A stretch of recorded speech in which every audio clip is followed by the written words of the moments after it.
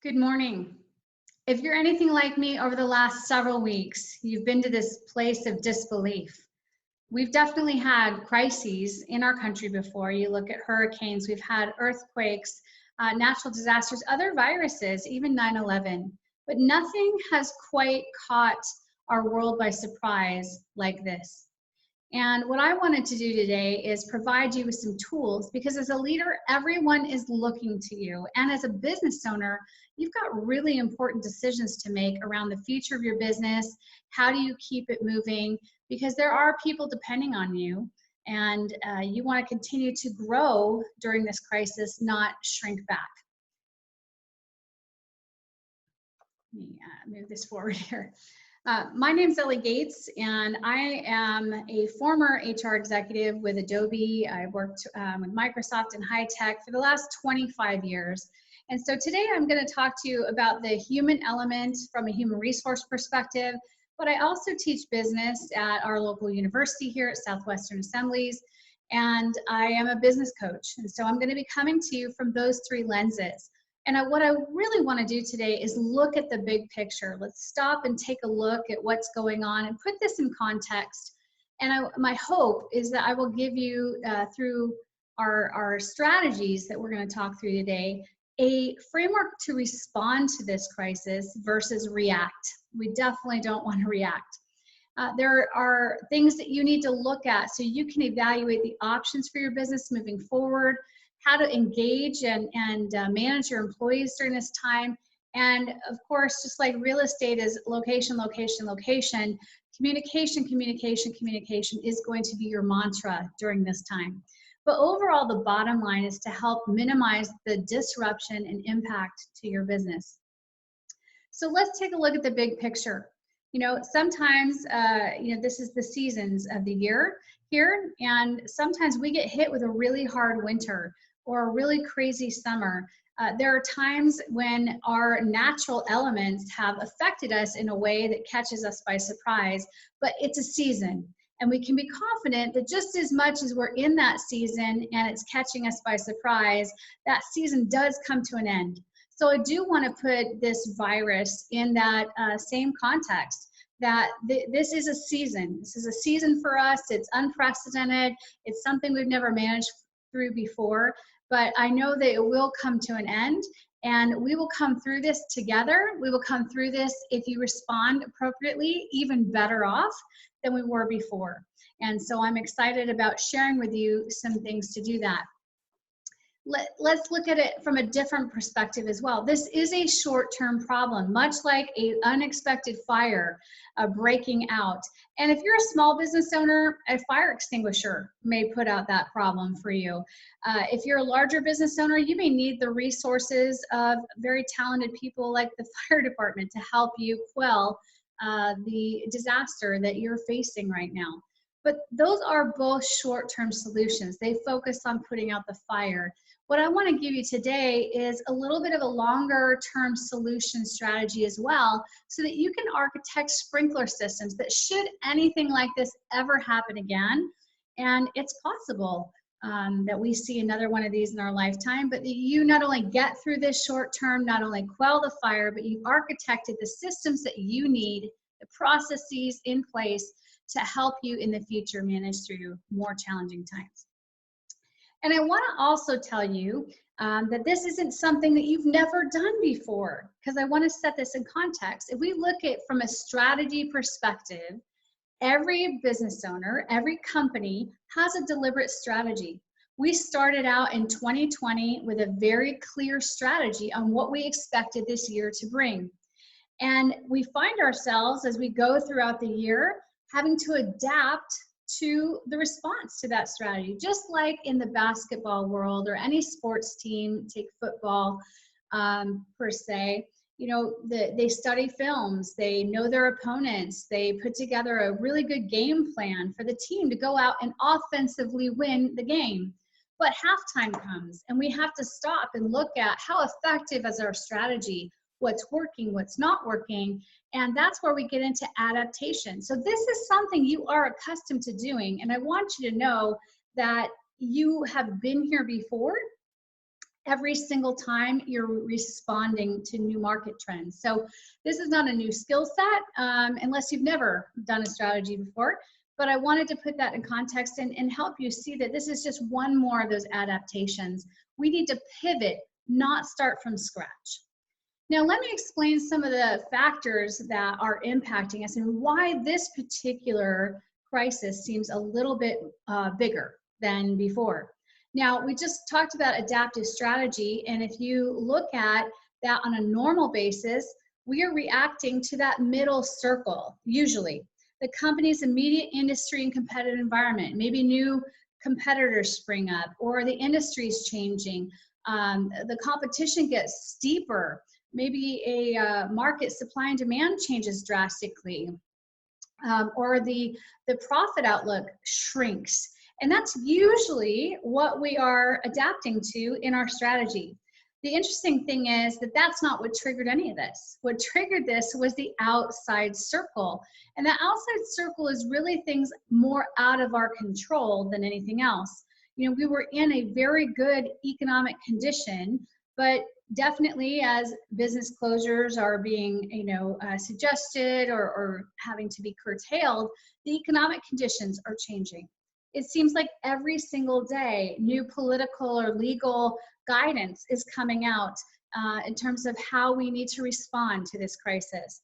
And the whole reason we're in this in the first place on the left is the natural environment, the fact that we have a virus that's spreading around the world, and that natural environment triggered this. And then we've got socio-cultural forces, and that really is our community, our values, our lifestyle, the shifting population, the absolute fact that we are a complete migratory society that is used to traveling and used to connecting, and that's going to be curtailed. So all of those four major conditions right now are triggering this particular need for us to manage our strategy differently. Now, technological influences are also affecting this. Media is expanding our ability to know everything at a rapid rate. The nice thing too, though, is there's technological influences that do allow us to shift and pivot, just like this technology that we're using today, Zoom. So just know that that is really one of the reasons why this particular crisis seems different than anything that we've faced before, because usually it's one of those outside factors that might trigger it, or the inside circle.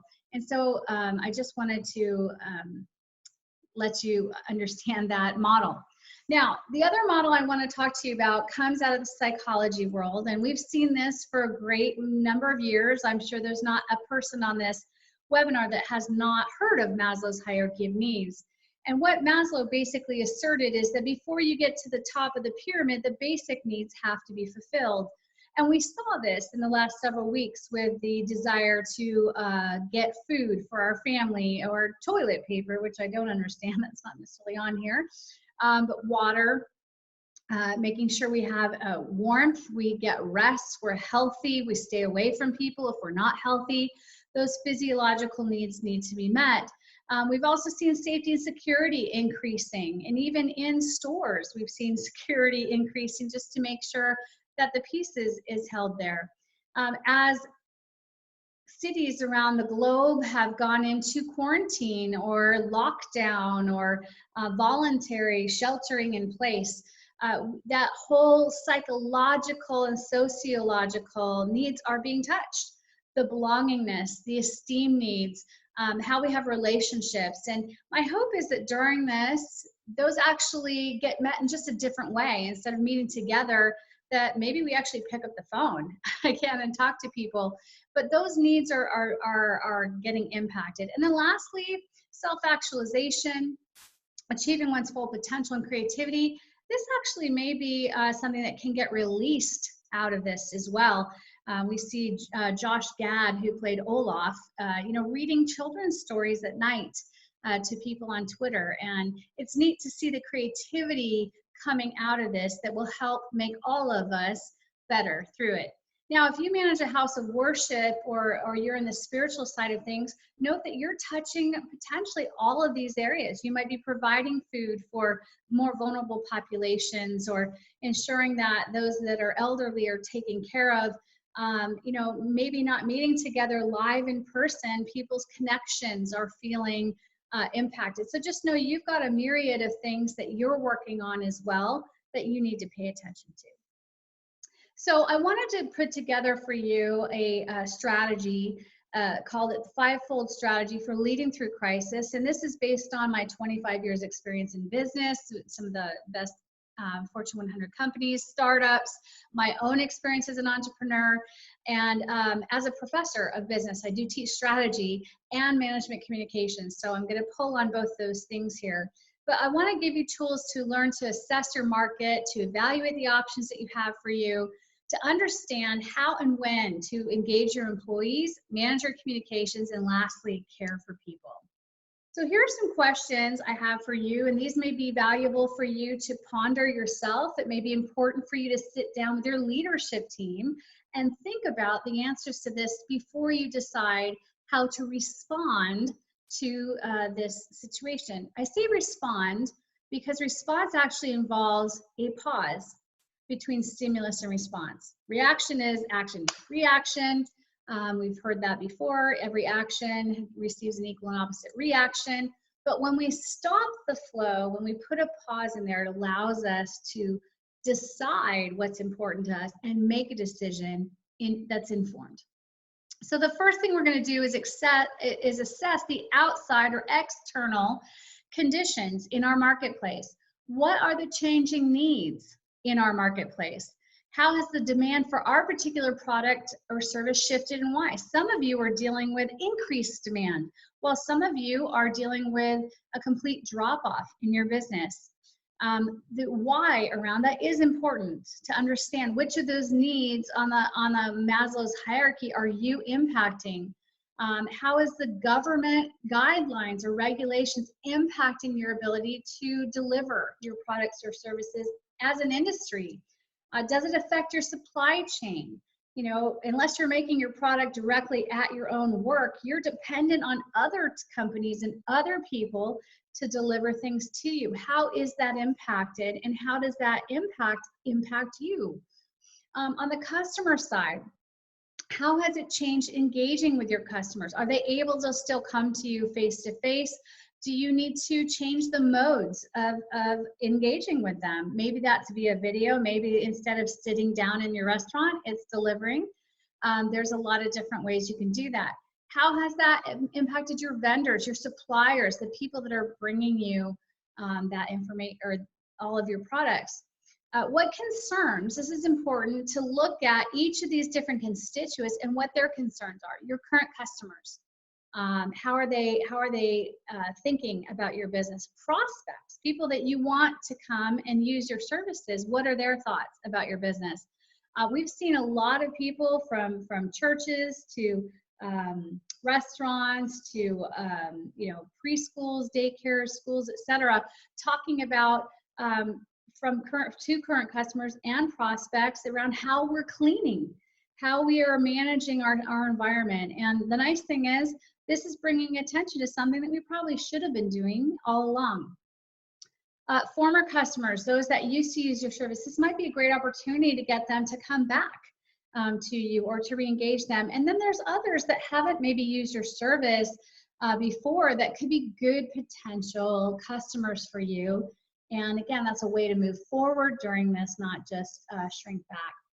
But lastly, really understanding where you impact people on that Maslow's hierarchy of needs. Some of you, like our grocery stores, have been really inundated because you're meeting that very basic physiological need of food, water, and making sure that people, and toilet paper, happen to have all of the things they need. Some of you may be impacted now as we self-quarantine or we move into a place where there's more social distancing. Even I saw a picture from the DMV in California where the chairs were appropriately spaced, like 6 feet apart. But you need to understand where you impact people on that hierarchy. That's going to come in a couple places, and we'll talk about that too. So that was the external environment. And now what we need to do is look internally to our own company. How are we affected on our employee side? So what is the impact to employees? And I'm not just talking about the virus per se, but how are the changing needs impacting employees? There are companies today that need more contract labor. I look at HEB or Walmart and some of the other stores that need people to come and stock shelves. And it's been great to see some new contract positions and contract labor opening up there. Some of them may be focusing on different tasks or activity, right? Having to even clean is a new task maybe, or clean as abundantly as we are, maybe a new task. And we have to equip our employees to understand that. We may have to, instead of just have people wait tables, we may need to put them in cars and have them send out our food to our customers. So delivery might be impacted. Our employees may need different skills or process or training to do some of these new activities as well. So if you haven't had people doing delivery, and you know, every one of us drive, every one of us have passed our license, but you might have to have some safety conversations and about the impact if they get in an accident and what that means to the organization and how to train them to do that effectively, how to deliver and to, you know, minimize the transmission of this virus if for themselves as well as your customers.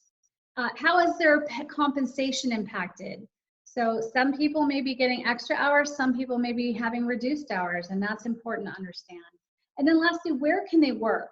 Is your work such that you could just take everything you're doing and put it into a virtual setting, such as we're doing today? Or do people have to be physically present to do what they do?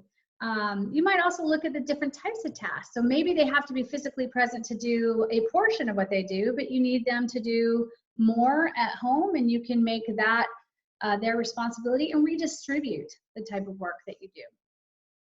The last element that we need to look at from an internal environment is our own capacity as an organization to continue to function.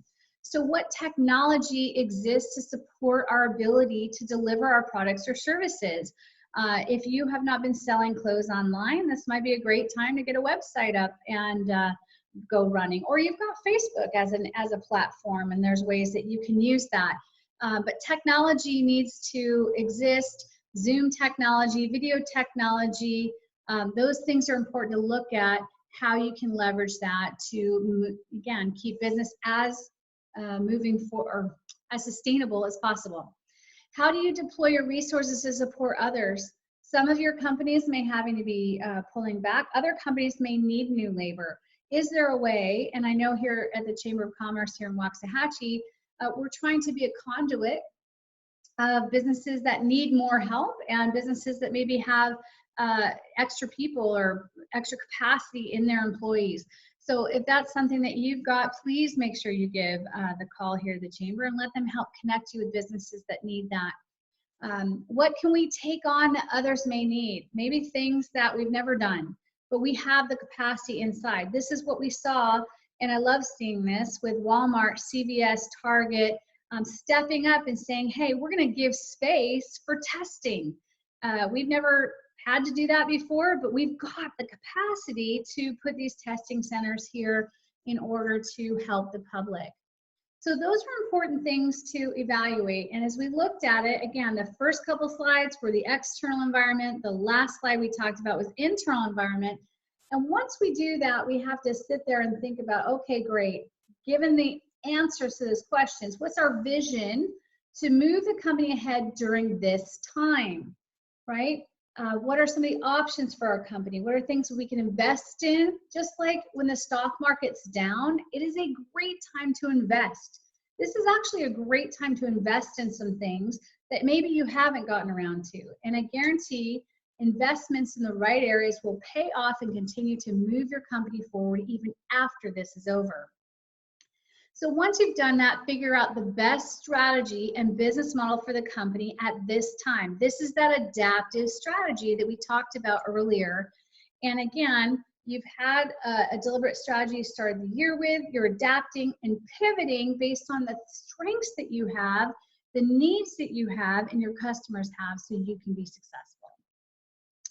Now, what you may do, and here are just some areas this may help you, is to pull a leadership team together, maybe your board of directors if you're a nonprofit, and think about how can you have a mini strategy session to do this.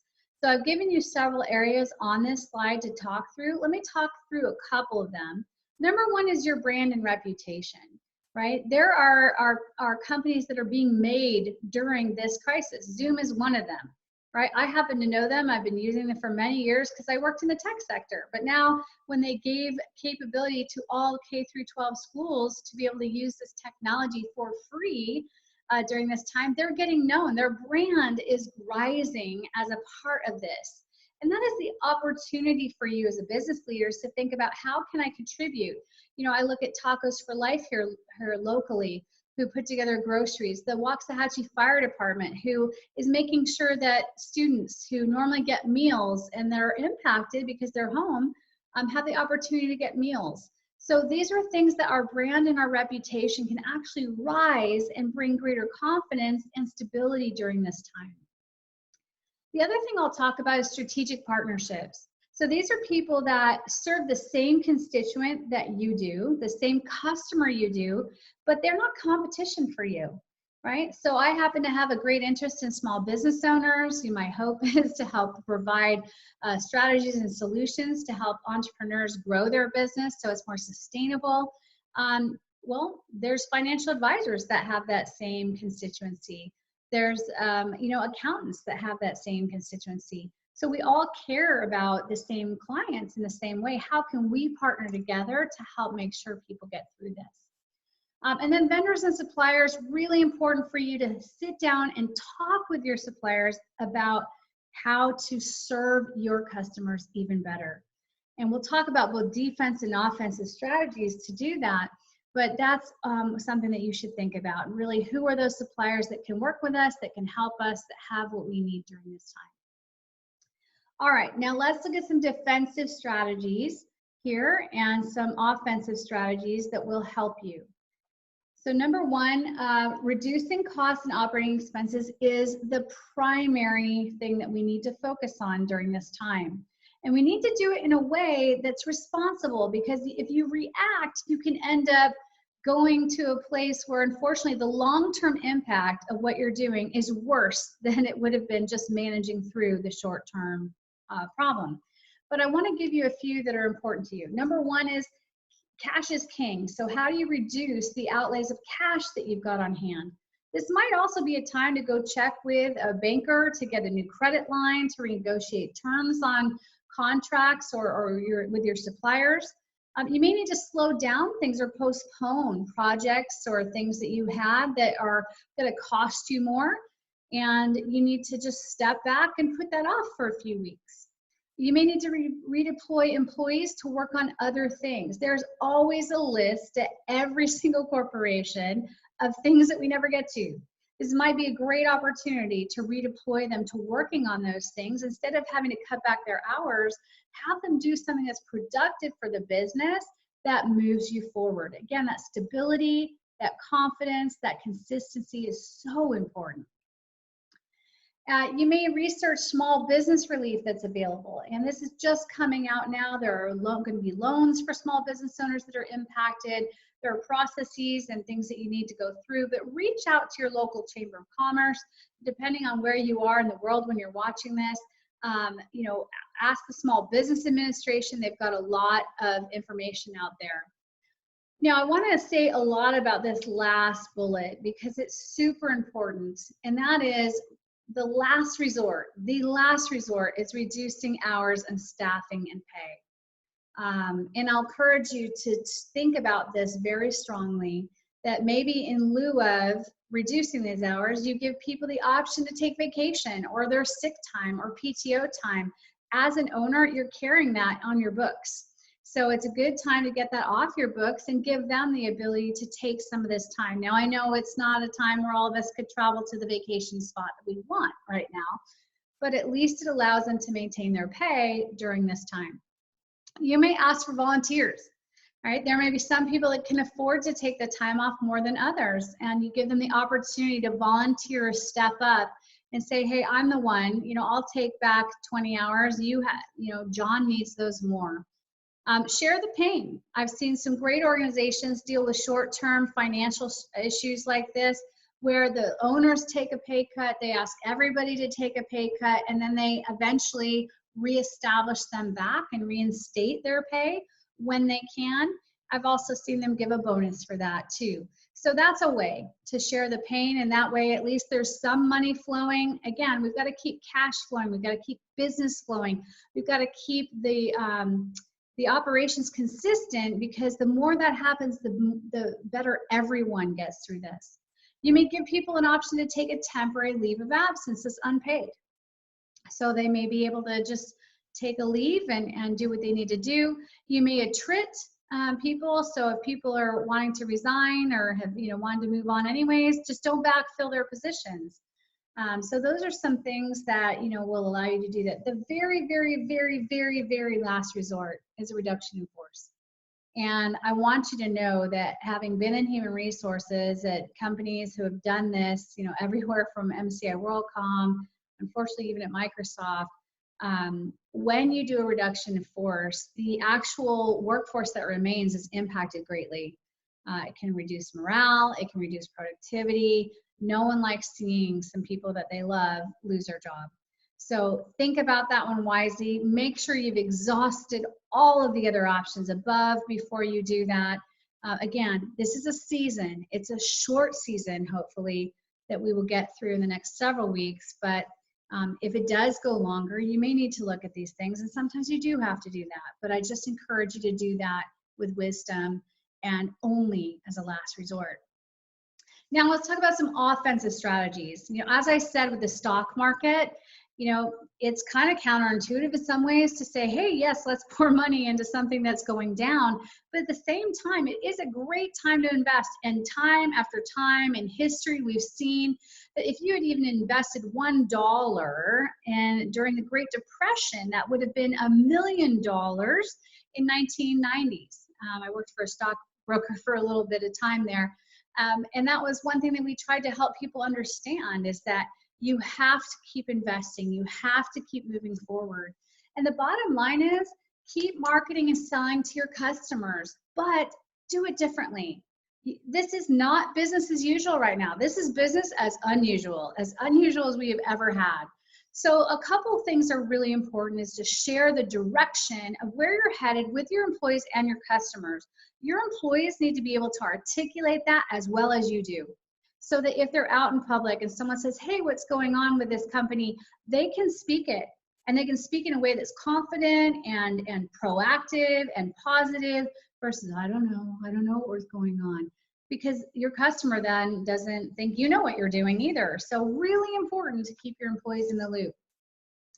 Now, your marketing always, always, always should be about your customer. I know most people, unfortunately, the biggest marketing flaw I see is, hey, here's our products, here's our services, it's all about us, versus you need this, you need that, you want. Everything in your marketing message right now, you should be able to pivot based on the hierarchy of needs. Hey, we know you need more safety right now, and we're here for you. Right? We're here to help be there. We've been there in the past, and we'll be there in the future, and just know that you can count on us. Part of this is bringing confidence and calmness to people. Even HEB has done a great job, putting out, hey, we're working on this. Here's what this is going to happen. Are you confident that they're going to have everything? No, they're not. And they say they won't. But you can know that that supply chain is working. Even the governor has suspended trucking regulations so that the food can get there quicker. So just know that hierarchy of needs is really important.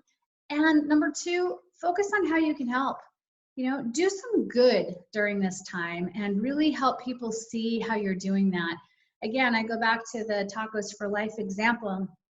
Great little business here that has only been open for, I think, about a year. Their natural business model is, hey, you buy a meal and you get a meal. You pay for somebody else's meal in another country, but just to see the outpouring from them around, we're going to buy groceries, we're going to fulfill these lists, we're going to do the things that we need. That's really good. So focus on how you can help. And again, not to capitalize on it per se, but again, there isn't anything wrong with doing business. So don't feel like you can't continue to move forward. You need to, as much for yourself, as your employees, as the economy, as the city, because when businesses thrive, everything thrives. Third thing is call and reach out to your customers. See how they're doing. Talk with them. Find out, where they are. Again, if you're running a spiritual house of worship, maybe there's more phone calls to your parishioners around how you can pray for them or what you can do. If there's elderly or vulnerable in your community, how you can go and help them with their groceries, what you could do around the house for them, things like that. We all have a little bit more time than we've had. How can we do good? The next thing is target new prospects. So people that may not have used your service that you might want to get to try you during this time. Especially if you have takeout and people are going to get really tired cooking at home and doing dishes and things like that. That may be a great opportunity for you guys as restaurateurs as well. Focus on other services that may be more relevant. Your main business may be one thing, but you've got this little piece that you could work on that might work. I know we have a print shop that we work with, and not a lot of people are printing flyers right now. But they also do banners. And there's a lot of restaurants here in town that actually need to figure out how to get the word out around what they do. So that may be an opportunity for them. And then lastly, be creative. Get out of your box. Don't think about this as business as usual, but what can we do that's above and beyond? I even heard a restaurateur today that was talking about, hey, you know what? We're going to give away a free drink while they're sitting here waiting for their takeout. That's great. Creative. We really can come through this, but don't shrink back to just defense. Get out and play offense. Play to this because it will benefit you. And lastly, be willing to help other people in this time. There is no shortage for the benefit of doing good deeds. All right, so now let's talk about your employees. And I will say your employees are your most valuable resource. Now, they're not an asset. They're not a human capital. They are a valuable resource. Why? Because without a great team, you don't have customers. Most small business owners focus on the customer. But let me show you a model that should show you where your biggest investment should be. So as a business owner, if you're thinking about your customer, what you're not doing is probably investing enough in your team. And your business owner should take care of the team. The team needs to take care of the customer, especially if you want to be a sustainable business owner. You don't want to be locked into being the only one who knows how to do this. Equip your team. Equip your team on how to treat your customer, on what you know. Equip your team to care more than they ever have before. Let them take care of the customer will take care of the business will take care of you as the owner. Just know that loyalty is earned. We are in a low unemployment situation right now, and I'm sure that will continue, but it can be quickly lost. And it can be quickly lost through doing irrational things or reacting. And again, things like the reduction in force or just cutting all pay without engaging your employees. I want you to really think long term, because if you can make it through this and you treat your employees well, they will stay. They will be loyal. They will be grateful to you. And so I want you to think about this as, yes, there's a small fire, but I'm not going to overreact and shut down the entire building. I'm just going to get the fire extinguisher. We're going to put this out. We're going to move forward, and I'm going to make sure that you're taken care of.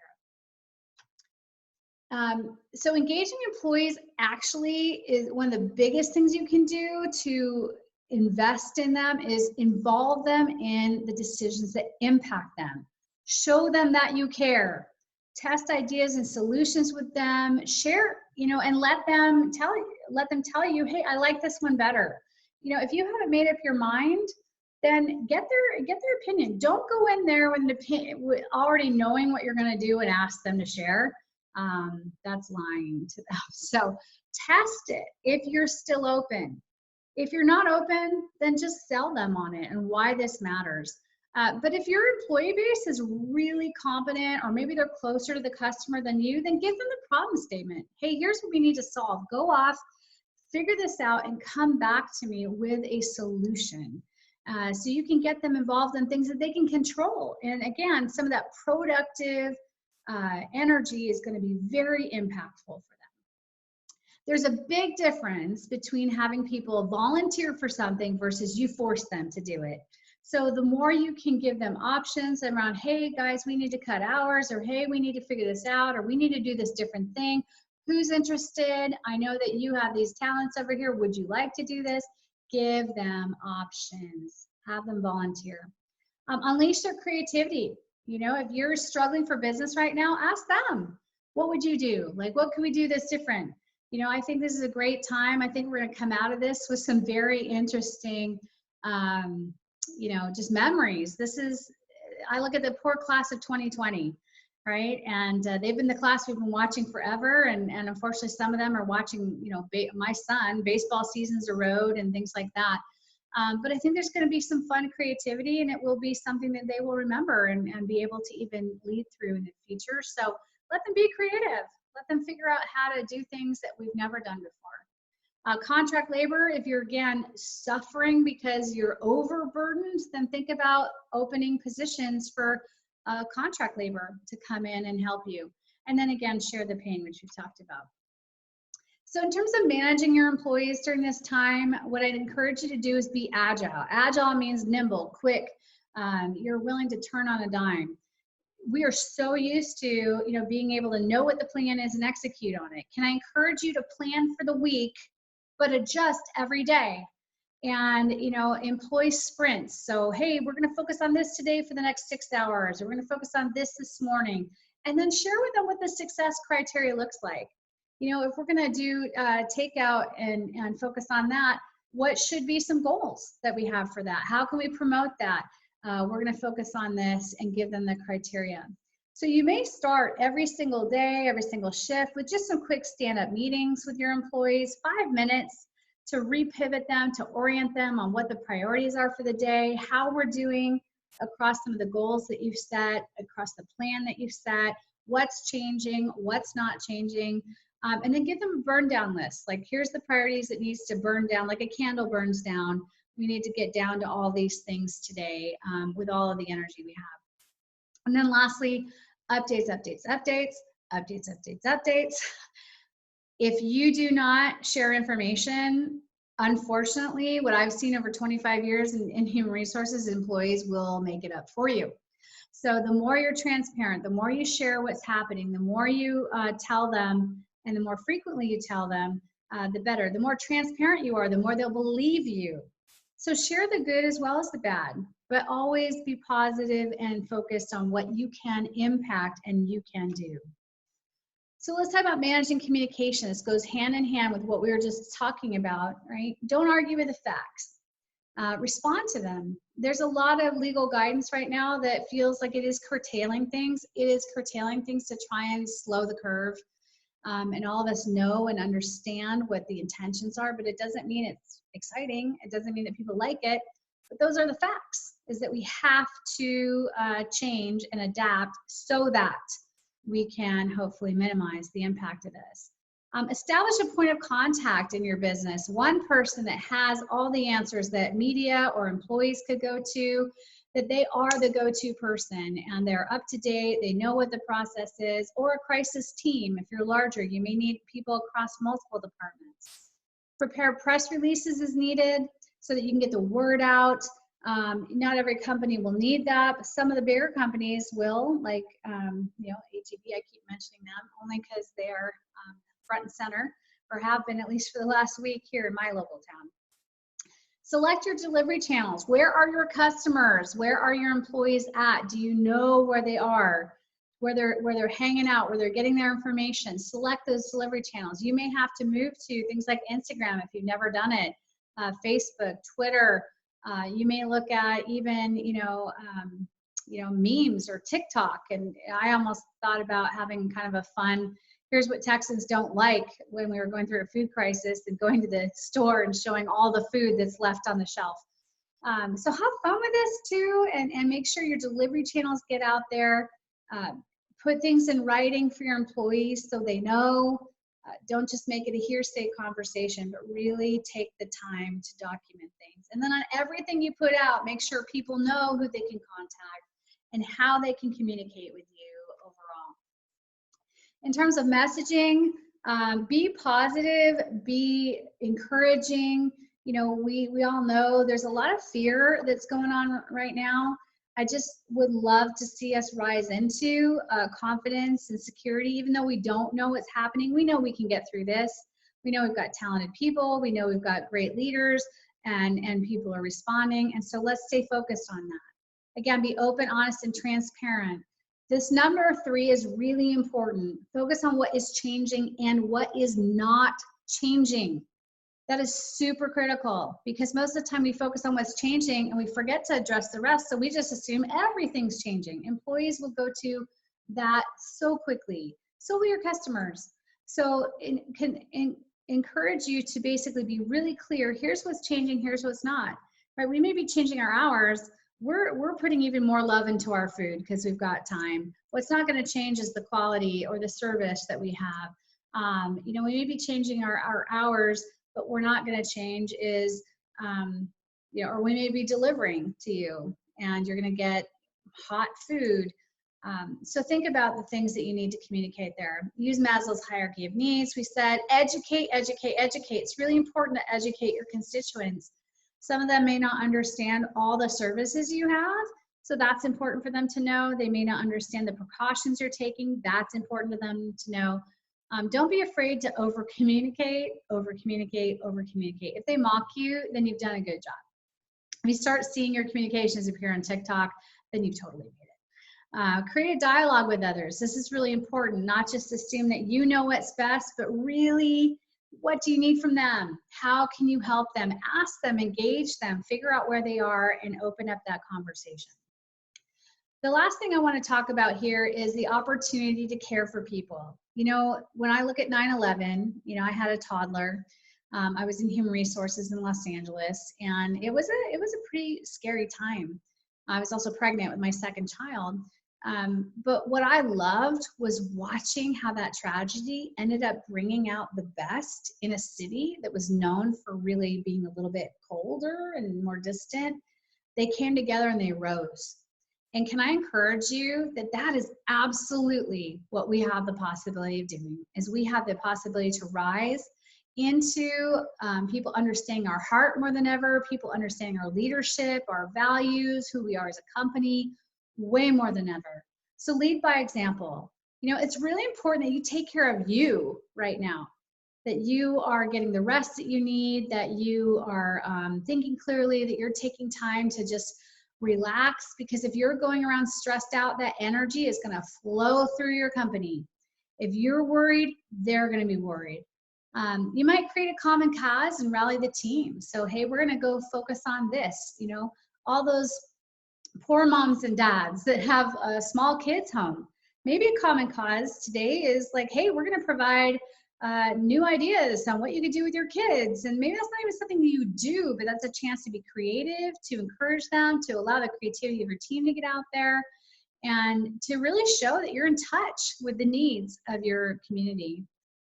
Be intentional with your employees. This is a time of fear for them too, especially if they are exposed to, like I think about all the grocery workers, the medical workers, those that are continuing to interface with the public on a regular basis. Talk to them, see how they're doing, find out about their psychological state, how their families are doing. Make sure you're caring about them and to them more than ever. Vulnerable community, we've talked about that. And again, don't forget the benefit of investing in down times. Invest in people, invest in relationships, invest in making sure people understand what you care about and who you are. And that will pay dividends when we are through this crisis. I love this guy. He's actually known internationally pretty much for his safety demonstration. You know, most of those are kind of boring, but I liked this picture because you can think about that middle one is most of us have been feeling the absolute panic. You know, oh my goodness, the oxygen mask did come down. I've got to put it on myself. So you have to take care of you before you can take care of your leader or your teams. Make sure you're getting your rest, you're getting exercise, you're taking care of yourself. Leadership is a matter of having people look at you and gain confidence. They see how you react, and if you're in control, they're in control. You set the tone. You provide the ability for them to feel better about this situation and to move forward. Here's the facts. I know we will get through this together. You need to take care of yourself so you can lead. You need to respond, not react. And ask for help. There are so many people here at the Chamber of Commerce. Our business, Lone Star Business Coaching, is here for you as well. We want to help answer and partner with you. Again, complimentary. Please feel free to reach out to us. We want to be there for you and help you be a sounding board, help you think through things. Just know that that offer is available to you. Now, I love this graph here. You've probably been staring at that versus listening at me. But the nice thing is you see it comes down, right? There's a point of absolute penetration and tipping point where it goes down. And so within the span of less than a month, 3 weeks, which is I think why, you know, Trump has talked about the 15 days we have to curb this, it's come down. So they're down to less than 100 cases per day. South Korea is down to less than 20 cases per day. We are a little bit behind on the curve, so we may be seeing more of that upward trend for a little bit, but know that it will come down. And so, again, please feel free to contact us. We are here to help you. If there's anything we can do for you, let us know. We've got some tips and tools as well where we can help provide those to you for your business. I'm excited that we had this opportunity to share this with you. I hope it has helped you and blessed you, and look forward to seeing all of us on the other side of this better than ever. Thanks so much and have a great day.